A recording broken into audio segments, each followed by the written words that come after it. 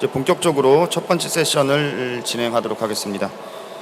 첫 번째 세션은 그 AI 편향성과 관련된 윤리적인 문제에 대해서 이야기를 나누도록 하겠습니다. 첫 번째 연사 선생님을 소개해 드리겠습니다. 서울교육대학교의 변순영 교수님이십니다.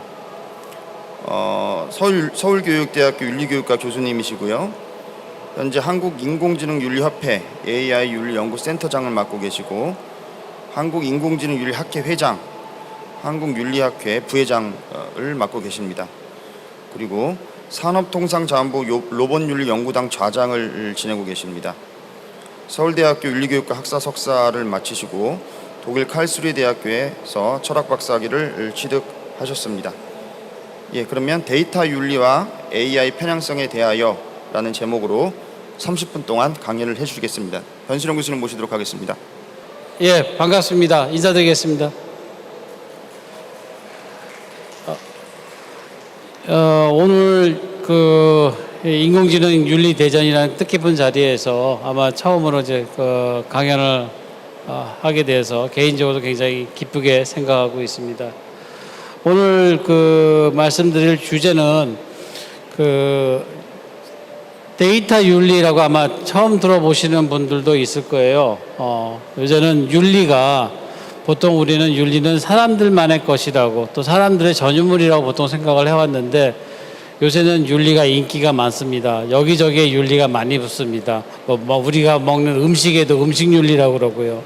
우리가 살고 있는 집에서도 집의 윤리를 이야기하기도 합니다. 이제는 데이터의 윤리까지 이야기해야 되는 상황까지 온 것 같습니다. 그래서 최근에 제가 그동안 인공지능이나 로봇 쪽의 철학적 윤리적 문제를 쭉 연구하다 보니까 최근 한 2, 3년 올해까지 해서 전체적으로 그 논의의 흐름들이 되게 데이터 쪽으로 많이 흘러가고 있는 것 같습니다.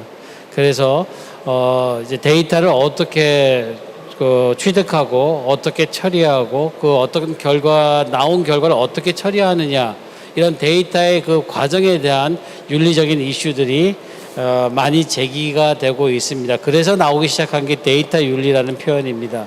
그래서 데이터 윤리에서 제기되는 편향성, 넓은 의미에서는 AI 편향성인데, 우리가 AI 편향성이라고 하면은 아마 되게 생각하시기에는 알고리즘을 떠올리실 거고, 알고리즘이 편향적으로 작동한 예에 대해서 생각을 하실 거예요. 근데 알고리즘이 편향적으로 작동하기 위해서 필요한 게 바로 데이터입니다. 그래서 어떻게 보면 알고리즘과 데이터, 인공지능과 데이터는 뗄래야 뗄 수 없는 관계라고 보시면 되고요. 그래서 데이터에서 제기되는 편향성의 문제는 인공지능에서 그대로 반영될 수밖에 없다라는 게 제 주장입니다. 그래서 최근에 이제 가장 많은 이슈를 받고 있는 이 AI 편향성은 특히 이제 AI 공정성하고도 굉장히 밀접한 관계를 갖게 됩니다. 그런데 그래서 제가 이번에 발표한 주제는 이 편향성에 대해서 한번 생각을 해보자라는 거고요. 우리가 이 편향성에 대해서 거의 굉장히 부정적인 반응을 보이는 이유는 사실 이 편향이라는 바이애스라는 개념은 기술적인 테크니컬 텀입니다.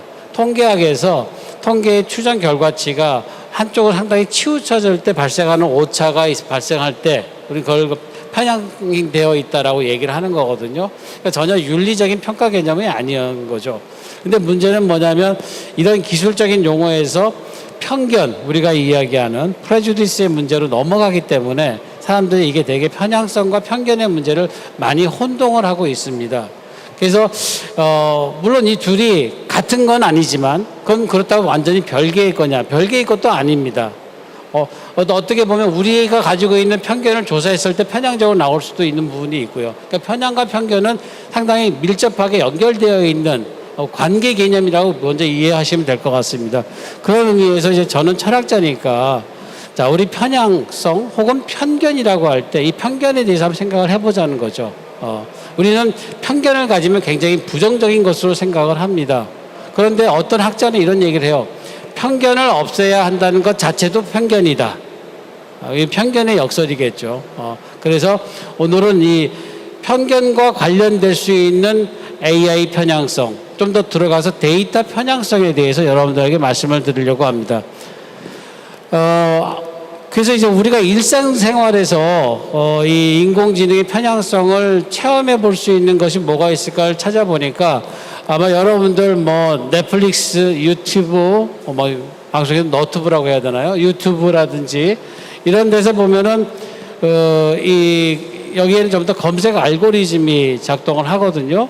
그래서 우리가 어떤 사람이 그 사람의 유튜브에 그 사람의 유튜브를 살펴보면 이 사람이 주로 어떤 걸 검색해 봤는지에 대한 걸 찾아볼 수 있어요. 우리가 범죄 수사를 할 때도 보면 이 사람이 뭐 어떤 사건을 일으키기 전에 어떤 걸 검색해 봤느냐를 또 찾아보잖아요. 그러다 보니까 이제 이게 검색 프라이버시, 또 유튜브 프라이버시라는 얘기까지도 나오기 시작합니다. 그래서 이런 어떤 자동 추천 내지는 알고리즘에 의한 추천 메커니즘에 대해서 공개하라는 이야기가 제기가 됨에도 회사들은 그걸 공개를 하지 않고 있죠.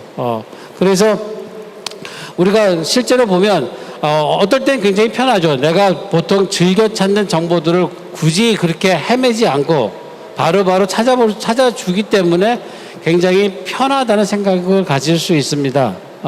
그걸 빨리 찾을 수도 있고요. 그런데 과연 그게 정말 편한 것일까에 대해서 어느 순간 또 의문이 들 때도 있죠. 우리가 예를 들어서 뭔가 새로운 거를 찾고자 할 때 평소 내가 좋아하는 것만을 좋아하는 게 아니라 내가 모르던 것들 중에서도 새로운 것을 찾을 수 있고 좋아할 수도 있는 가능성 자체를 아예 원천적으로 차단하고 있다는 생각이 드는 순간 이제 그 유튜브나 이런 데서 나의 검색 기록을 추적하지 않게 해주는 옵션을 선택하게끔 되는 거죠. 아마 그런 경험들을 아마 여러분들이 해보지 않았을까 싶어요. 그래서 이런 편리함 속에서 우리는 그 익숙함과 함께 또 어떤 섬찟함을 또 느껴볼 수가 있습니다. 그래서 지금 이제 제가 말씀드렸던 이제 편향과 편견의 문제를 보통 다시 이제 말씀드리자면 분명히 이제 바이애스라고 하는, 물론 이제 윤리적으로 바이애스를 편견으로 번역하는 경우도 있기는 합니다. 근데 이제 여기서 이야기하는 편향성은 이제 통계 기술적인 용어라고 보시면 되고요. 우리가 이제 도덕적인 판단이 내재된 그런 개념들을 보통 편견이라고 보통 이야기를 하겠습니다. 프레주디스 내지는 독일어는 포우어타일이라고 하는 거죠. 그러니까 포우어타일이라는 게 이제 저게 우어타일이 독일어로는 판단하다는 뜻이에요. 근데 그 앞에 포가 붙으면 앞에라는 뜻을 갖고 있거든요. 그러니까 포우어타일은 직역을 해서 보면 판단하기 이전에 갖고 있는 것이 편견입니다. 이런 축자적인 의미를 가지고 있는데 원래 이 편견이라는 이 단어 자체가 처음부터 부정적인 의미를 가진 단어는 아니었던 것 같아요. 고대에서도 보면은 이전의 경험과 결정에 근거한 판단, 그러니까 이미 갖고 있는 어떤 생각들, 그러니까 그래서 이제 편견과 많이 혼동되는 게 고정관념도 많이 혼동이 되기도 하죠. 이러한 그 사유가 근대에 들어오면서 그 합리론과 경험주의에서 각각 그 편견의 개념이 저렇게 바뀝니다. 그러니까 이성이 타율성에 기울어지는 경향이다. 그러니까 이성이 자율적으로 결정하는 게 아니라 어떤 다른 것에 의해서 결정되어지는 것, 이것이 바로 편견이다라고 이제 합리주의에서는 조금 부정적인 의미를 주기 시작을 했고, 경험론에서는 사실을 통한 검증 이전의 견해, 그러니까 이제 가설 단계의 어떤 그런 사고를 편견이라고 봤던 것 같습니다. 이런 두 가지 이런 경향 속에서 결국 편견이라는 것은 궁극적인 최종 판결이 내려지기 전에 가지고 있는 것, 다시 말해서 궁극적 근거에 의해서 정당화되지 않은 판단이라는 의미를 갖게 됩니다. 그래서 우리가 보통 지금은 되게 편견하면 굉장히 부정적이에요. 너 편견 갖지 마. 이렇게 얘기할 때, 너는 편견에 쌓여있어. 이렇게 얘기할 때는 편견이 굉장히 부정적인 견해입니다. 그런데 그 현대 철학자인 이 까다모는 편견이 꼭 부정적인 것만은 아니다라고 얘기를 해요. 그러니까 긍정적인 편견에 대한 얘기를 합니다. 다시 말해서 우리가 편견이 없어야 돼라고 얘기하지만 우리는 우리 스스로 인간이기 때문에 가질 수밖에 없는 편견이 있다는 거죠. 이런 편견조차 없을 수 있겠느냐라는 거죠. 그래서 그 편견이라고 하는 것은 그 사람이 가지고 있는 자기만의 생각과 판단이라고 해본다면 오히려 그런 것들이 새로운 것들을 해석하고 생각해낼 수 있는 긍정적인 의미도 가지고 있다. 그래서 이제 가담하는 긍정적인 편견과 부정적인 편견을 다 얘기를 합니다. 그래서 오히려 긍정적인 편견으로부터 새로운 해석의 가능성, 창의성의 가능성이 생겨날 수도 있다라고 해서 굉장히 긍정적 의미를 부여하기도 해요. 그런데 우리가 지금 여기 이제 이 편향성과 편견의 이야기를 할 때 생각해 봐야 될 게 과연 편견이라는 게 정말 완전하게 제거될 수 있는 것인가?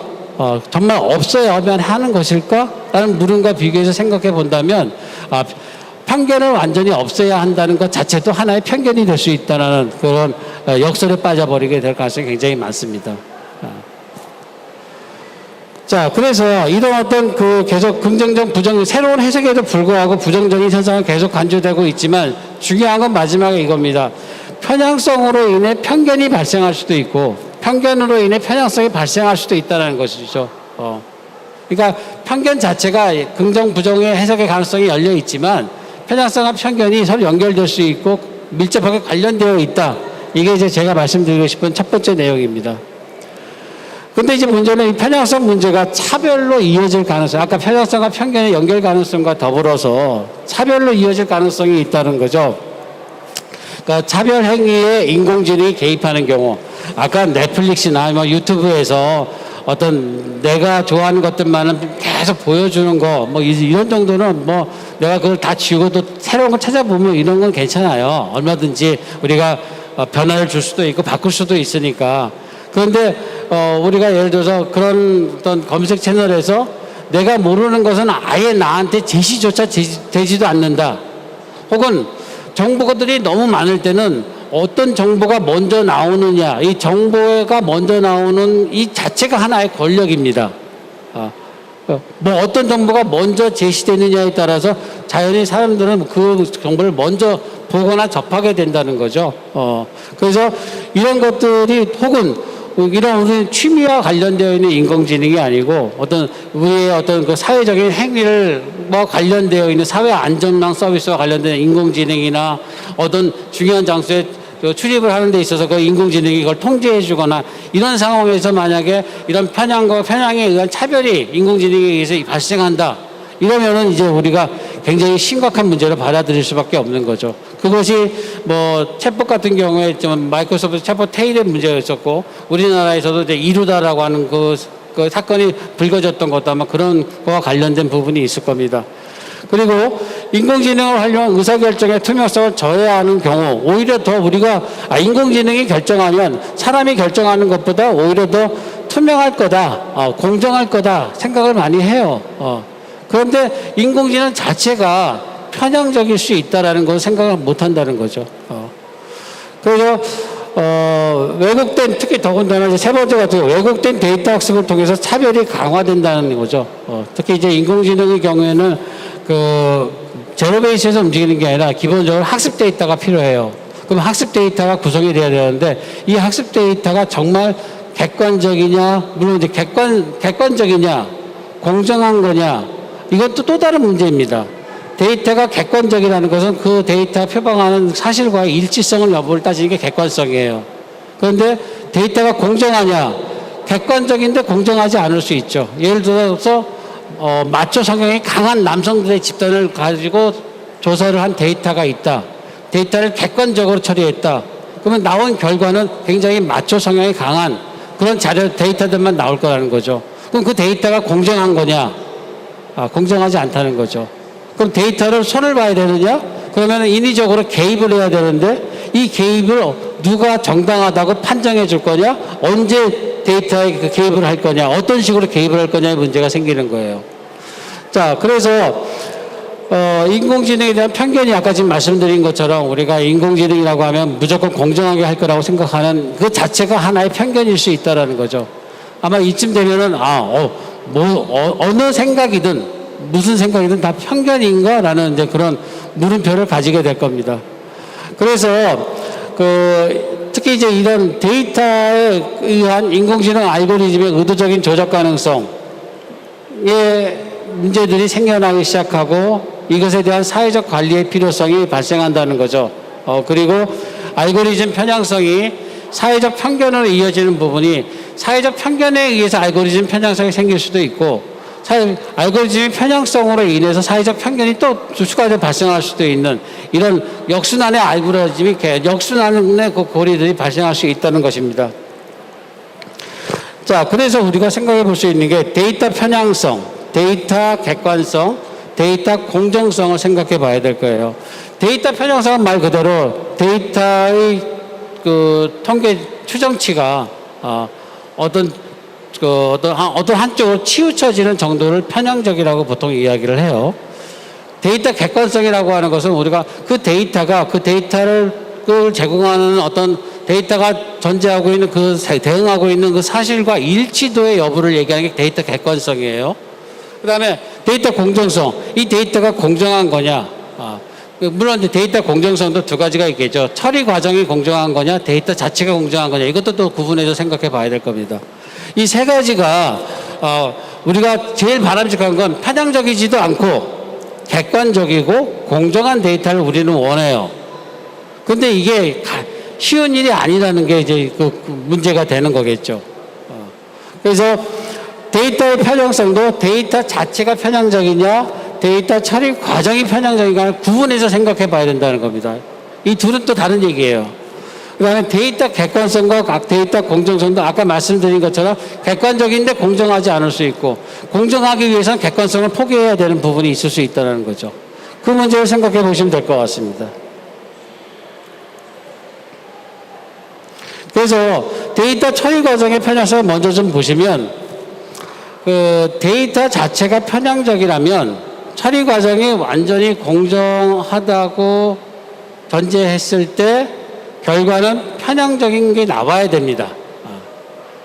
그래서 우리가 뭐 데이터를 할 때 일단 모집단을 어디로 정하고 데이터 샘플링을 어떻게 하느냐, 이건 통계의 기술적인 문제이고요. 그래서 빅데이터의 경우에도 이 데이터 수집의 조건과 대상에 대한 명확한 정보와 함께 이용되어야 합니다. 그래서 어떤 데이터셋이 있으면 이 데이터는 뭐 한국의 뭐 30대의 서울 지역에 거주하는 남성들, 그 중에 학력이 어느 정도 이상 수준 되는, 그러니까 데이터의 성격을 밝혀줄 수 있는 그 태깅이 반드시 이루어져야 됩니다.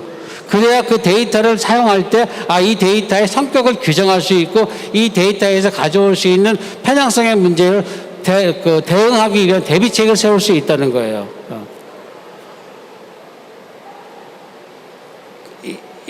그다음 두 번째는 이제 일반적으로 통계의 편향성하고 그다음에 정부 보안에서 나와 있는 이제 여러 편향성의 유형들인데요. 여기서는 뭐 시간 관계상 다 말씀드릴 수는 없고, 인공지능에서 주로 강조가 되고 있는 편향성 세 가지만 말씀드릴게요. 이 선택 편향은 예를 들면 이런 겁니다. 그러니까 미국에서 북미에서 형성된 데이터를 가지고 머신러닝한 AI를 다른 지역에 적용하는 거, 만약 아프리카에 적용한다. 이게 이제 제대로 잘 되겠느냐는 거죠. 그래서 실제로 이런 편향성의 문제와 관련돼서 또 모랄 모신이나 뭐 이런 데서도 보면은 여러 지역, 세계 여러 나라에서 이제 어떤 데이터를 샘플링하는 경우도 바로 이런 경우를 염두에 두고 하는 경우라고 볼 수 있겠습니다. 두 번째는 이제 확증 편향이라고 많이 나오는 겁니다. 그러니까 자기가 원하는 것만 받아들인다는 거죠. 원하지 않은 정보는 다 의도적으로 비의도적으로 제거하고 자기의 생각과 신념을 강화하는 데이터들만 자꾸 수용을 한다는 거죠. 그다음 이제 자동 편향은 아까 말씀드린 것처럼 우리가 인공지능이나 알고리즘에 대해서 가지게 되는 그 근거 없는 어떤 신념과도 관련이 되는 겁니다. 이를테면 우리가 예를 든다면 뭐 인간 의사보다는 로봇 닭을 더 원하는 경우라든지, 왠지 더 실수를 안 할 것 같기도 한다는 그런 생각도 가질 수 있는 게 바로 자동 편향이겠죠. 이 세 가지가 계속 지금 인공지능 영역에서 가장 많이 강조가 되고 있는 편향성의 유형이라고 보실 수 있습니다. 그럼 이제 두 번째로는 데이터 노출 과정에서의 편향성을 좀 말씀드릴게요. 실제로 2012년에 페이스북하고 코넬 대학교 연구팀이 이제 실험을 했어요. 실험을 한 게 뭐냐면, 남들이 행복하다고 자꾸 글을 올리면 나는 행복하다고 남들은 그러는데 왜 나는 이렇게 불행할까 해서 나는 불행해진다. 이게 일반적인 가설이었는데 실제로 그러냐 해가지고 페이스북에서 페이스북 사용자 68만 9천 명의 뉴스피드에서 특정 감정과 관련된 단어를 삭제했습니다. 사용자의 동의 없이. 예. 그리고 나서 보니까 이런 부정적 감정에 관련된 단어를 삭제할수록 뉴스피드의 긍정적 기분과 관련된 단어의 비중이 높아진다. 그러니까 나쁜 감정과 관련된 빼면 뺄수록 다른 사람들이 행복한 감정이 늘어난다라고 하는 것이 나타났다고 하면서 이제 어떤 그 부정적인 감정의 단어에 대한 삭제나 검열의 어떤 가능성이나 중요성을 아마 연구를 하려고 했던 거겠죠. 그래서 이제 그런 결과를 발표했는데 이 불똥이 엉뚱한 데로 띄었죠. 페이스북에서 내가 올린 거를 지들이 마음대로 삭제를 해? 동의도 안 받고? 그래가지고 이제 난리가 나가지고 결국 2014년 이듬해에 연구팀은 사과문을 게재를 했습니다. 그리고 이런 일이 다시는 발생하지 않도록 이제 약속을 했고요. 그 다음에 아까도 이제 우리가 늘 알고 있는 또 많이 얘기가 되었던 그 마이크로소프트사의 챗봇인 테이가 보여줬던 편향성. 결국은 많은 다른 사람들이 테이를 어떻게 학습시키느냐에 따라서 이렇게 달라질 수 있다는 거죠. 그 다음에 beauty.ai라고 하는 인공지능, 그 미인대의 심사 인공지능이 주로 백인 여성을 보다 더 선별해내고 있다는 사례. 그 다음에 이제 그 조나단 시트레인 교수가 얘기한 것처럼 디지털 게리만더링이라고 해서 의도적으로 정보를 선별해서 제시해 주는 거.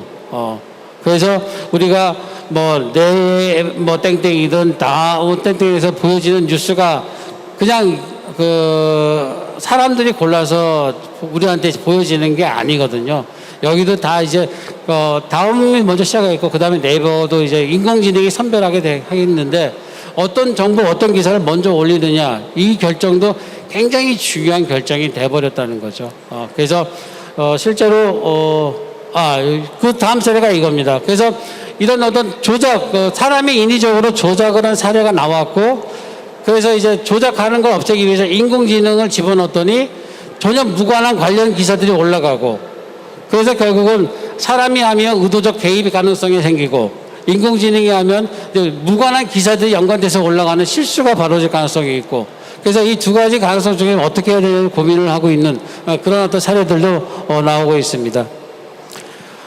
그 다음 말씀드릴 건데 필터 버블 현상입니다. 그러니까 여기서 그 필터 버블 현상은 뭐냐면 인터넷 필터가 당신이 무슨 일을 했는지 당신과 같은 사람이 뭘 좋아하는지 살펴보고 추론하는 겁니다. 그래서 우리가 온라인에서 정보와 아이디어를 맞닥뜨리는 방법 자체를 근본적으로 변화시키는 이런 현상을 필터 버블이라고 합니다.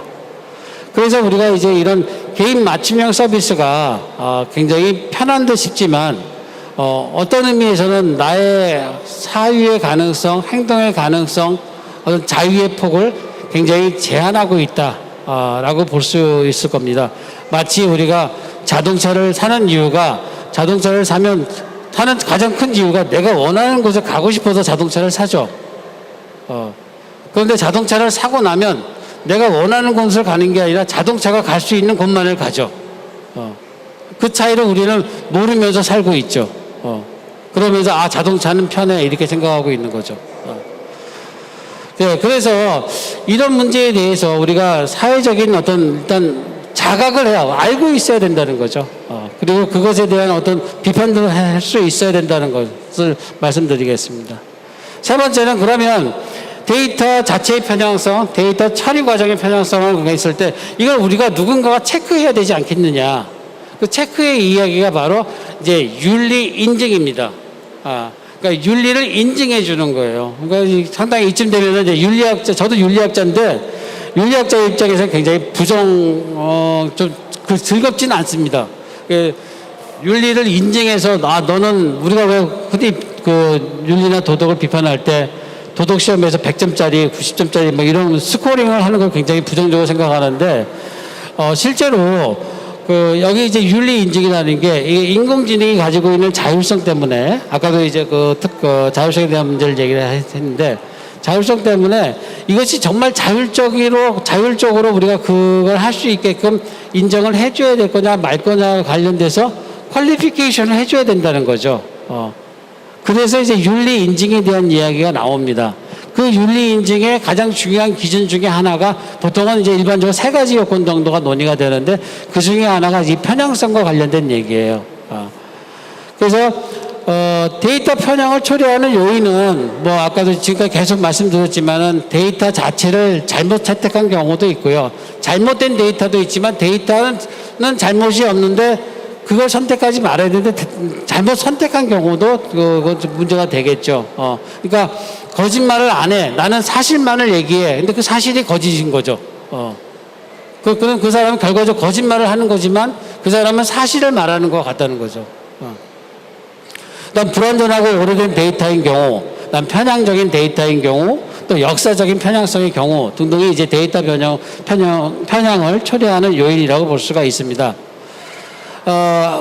그래서 이제 유럽에서는 이제 GDPR이라고 많이 이제 강조가 됐어요. 2018년에 나왔던 유럽 일반 개인정보보호법입니다. 근데 이게 우리가 왜 유럽의 개인정보보호까지 신경 써야 되느냐? 우리나라 기업이 제품을 만들어서 미국에 혹은 유럽에 팔려면 이거를 지켜야 팔 수가 있는 거죠. 이게 여기서 지켰다고 인정이 되지 않으면 아예 제품 자체를 팔 수가 없는 거죠. 그래서 이 GDPR에서 정보 주체의 권리가 굉장히 강화됐습니다. 그래서 신설된 게 뭐냐면 이제 처리 제한권, 본인에 관한 개인정보의 처리를 차단하거나 제한을 요구할 수 있는 권리 신설됐고요. 본인의 개인정보를 본인 또는 다른 사업자에게 전송토록 요구할 권리, 정보 이동권도 신설됐고요. 본인에 관한 개인정보 삭제를 요구할 권리를 굉장히 강화시켰습니다. 그리고 본인에게 중대한 영향을 미칠 사안에 대해 프로파일링 및 자동화된 처리에 대한 결정을 반대할 권리. 따라서 어떻게 보면은 반대할 권리를 인정을 해주는 거죠. 그리고 이제 그 알고리즘 책임에 관련돼서 네, 알겠습니다. 몇 가지 이제 7대 원칙이 나오는데 그 자료집이 아마 나갈 것으로 예상이 되고요. 자료집을 좀 참조해 보시면 도움이 되겠습니다. 그래서 그 윤리 인증에서 이야기되는 책임성, 그다음에 투명성 얘기는 넘어가겠습니다. 뭐 다른 데서도 많이 이야기가 됐던 거고요. 그다음에 이제 이 편향성의 경우만 다시 살펴보면 제가 이제 반복해서 말씀드린 것처럼 그 자율지능 시스템 AI 알고리즘 편향성은 인지, 정보 처리 과정, 심지어 결정, 그리고 외향에서도 나타날 수 있습니다. 왜 인공지능 로봇은 서비스 로봇은 왜 항상 여자의 모습인가? 이것도 편향적이라고 보는 거죠. 그래서 인공지능 시스템의 판단과 의사결정이 과거의 업무 지원 소프트웨어와는 달리 인간 사회의 가치를 반영하게 됨으로써 점점 이 편향성은 데이터에 숨겨져 있는 굉장히 중요한 사회적 이슈가 되고 있는 추세를 보입니다. 그래서 우리는 이 편견이라고 하는 것 혹은 편향이라고 하는 것으로 연결되어 있는 이 편견을 완전히 제로 상태로 제거한다는 건 불가능합니다. 그래서 제가 요청하는 것은 편향성 최소화라는 개념입니다. 특히 여기서의 편향성은 편견과 연결될 수밖에 없는 편향성의 최소화를 우리가 지향해야 되고, 그리고 이거를 위한 개발자용, 사용자용 체크리스트가 제시가 되어야 하지 않을까라고 생각을 하고 있습니다. 그래서 그 윤리 인증이라고 할 때 크게 저는 이제 두 가지 기준을 얘기하는데요. 첫 번째는 이제 기준 인증입니다. 그러니까 어떤 인공지능이 사용되는 분야에 따라서 가장 중요한 어떤 기준들이 있을 겁니다. 아마 지금까지 말씀드렸던 투명성, 책임성, 편향성 최소화도 있지만 뭐 안전성, 보안성, 제어 가능성 이런 것들은 다 그런 기준들이죠. 이런 기준에 의해서 이 알고리즘이 혹은 이 인공지능이 어느 정도의 그 안전성을 내지는 그 기준을 통과할 수 있는지 여부를 체크하는 게 1차 인증이고요. 두 번째 인증은 자율성 인증입니다. 이 인공지능이 어느 정도의 자율성을 가지고 있는지에 대해서 마치 우리가 가전제품의 에너지 등급을 매기는 것처럼 이 인공지능은 자율성이 1등급이다, 2등급이다, 3등급이다 해서 등급 구분을 해주고 그거에 맞는 책임 영역을 제한해 주자는 게 제안이기도 합니다. 그래서 이제 윤리 인증 기준에 이원화를 하자는 거고요. 지금 보여드리는 거는 이제 그 최근 작년부터 올해까지 유네스코에서 AI 윤리 권고안이 제시가 됐고 그 권고안에서 나와 있는 데이터 폴리시, 그러니까 데이터 정책이죠. 여기서 주로 이 데이터에 대한 그 의미가 굉장히 강조가 되고 있고, 여기서 보시면 데이터에 우리가 뭐 기업이 정책을 하면은 그 환경 영향 평가를 하듯이 이제는 윤리 영향 평가도 해야 된다. 그리고 심지어 이제 거기서 더 나가서 프라이버시 영향 평가도 도입을 해야 된다는 얘기까지 하고 있습니다. 뿐만 아니라 데이터 주권, 그리고 국제적으로 자유로운 데이터 이동. 우리가 소프트웨어를 공짜로 할 거냐 유료로 할 거냐의 논쟁처럼 데이터의 경우에도 이 공적 데이터의 경우에 이거에 어떤 주권을 인정할 거냐, 아니면은 국제적으로 자유로운 데이터 이동을 보장할 거냐, 이 두 개도 굉장히 균형인가 긴장 관계에 있는 두 개의 가치라고 보여집니다. 그리고 오픈 데이터, 개방형 저장소 뭐 이런 것들이 계속 논의가 되고 있습니다. 실제로 이제 데이터 윤리와 관련된 뭐 데이터 책임, 그다음 데이터 프로텍션 뭐 이런 등등의 얘기들도 많이 제기가 되고 있고요. IBM 같은 경우도 데이터 처리와 관련된 얘기를 하고 있습니다. 그다음에 이거는 이제 저희 나라 올해 이제 발표가 된 과기정돈부에서 발표한 인공지능 AI 윤리 기준입니다. 그래서 3대 기본 원칙에 인간의 존엄성과 사회 공공성 기술의 한목적성이 있고요. 10대 핵심 요건 중에서도 이 데이터 관리가 들어가 있습니다. 결론적으로 이 최소 편향성의 원칙이라는 것은 지금 이제 다른 투명성이나 책임성과 포함돼서 논의될 수 있지만, 투명성과 책임성은 적극적으로 뭔가 보장한다면 이 최소 편향성의 원칙은 굉장히 소극적 권리이다라는 거죠. 그래서 침해하지 않는 수준에서 최소한도로 덜 편향적이게끔 만들게 하는 게 중요하다. 그래서 이 알고리즘 설계에서의 편향성 최소화하는 거라는 걸로 더 좁혀질 수 있고, 이것이 이제 그 개발자에게도 영향을 줄 수 있다고 보고요. 그 다음에 이제 두 번째 제일 중요한 거는 우리가 데이터가 중요해지고 데이터 윤리가 중요해지면 거기에 맞춰서 데이터 편향성, 데이터 객관성, 데이터 공정성이 그 의미가 분명하게 구분돼서 논의가 되어야 사회적 혼란이 줄어들 수 있다. 그래서 우리가 말하는 편향적이지 않고 공정하고 객관적인 데이터는 우리의 노력 없이는 이루어질 수 없다라는 게 제 그 발표의 마지막 주장이라고 하겠습니다. 시간이 조금 다 됐나요? 예, 시간 다 됐다고 해서 오늘 여기까지 해서 강연을 마치겠습니다. 예, 감사합니다.